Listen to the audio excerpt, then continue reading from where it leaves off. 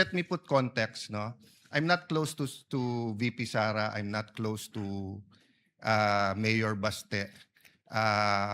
Ang kasama ko sa Congress si former Deputy Speaker Pulong. But in the last 4 years, I think I've seen him twice or thrice. Yes, Your Honor. Okay. But my reading nung sinabi ni Mayor Baste is pag natulog ka sa gabi, remember the Romanovs.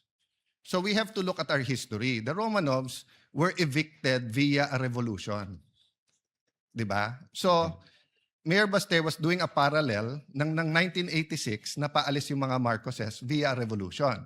But unlike the Romanovs, the Marcoses were given asylum or whatever you call it in Hawaii, and over time, nakabalik until the president became president.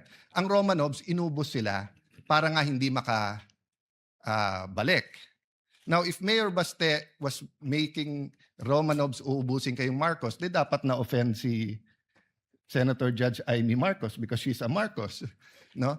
So, secondly, if he made that threat, so if he was saying, may oplan mo, Romanov or maro-Romanov kayo, I'm sure the PNP or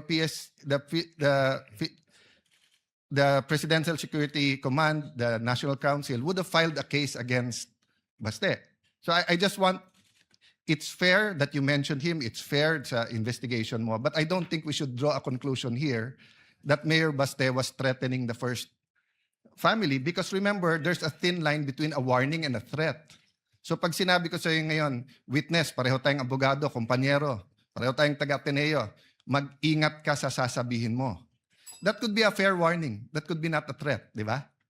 But kapag may threat talaga na pinarating ko sa iyo, pag hindi ko gusto ano mo, kakasuhan kita, that could be a illegal threat, di ba? Pero pwedeng warning. So I just want that on the record, Mr. Presiding Officer, Mr. Senate President, because everyone's watching, and in the same manner, we have to be fair to the first family. We have to be fair also to Mayor Baste and to the Dutertes, that rather than draw a conclusion that there was an actual. So the Council for Defense was making a distinction, mentioning Romanov and Oplan Romanov are two different things. It may be the same, it may be different thing. For all we know, narinig ni Mayor Baste na sila Romanov, kaya binanggit niya pabalik. We don't know. I don't know. I haven't discussed it with anyone. I haven't discussed it with the few senators na kaibigan ko dito. So let's just be circumspect and careful from making conclusions. But as far as it is relevant, Mr. Presiding Officer, I appreciate the answer of the witness. Thank you.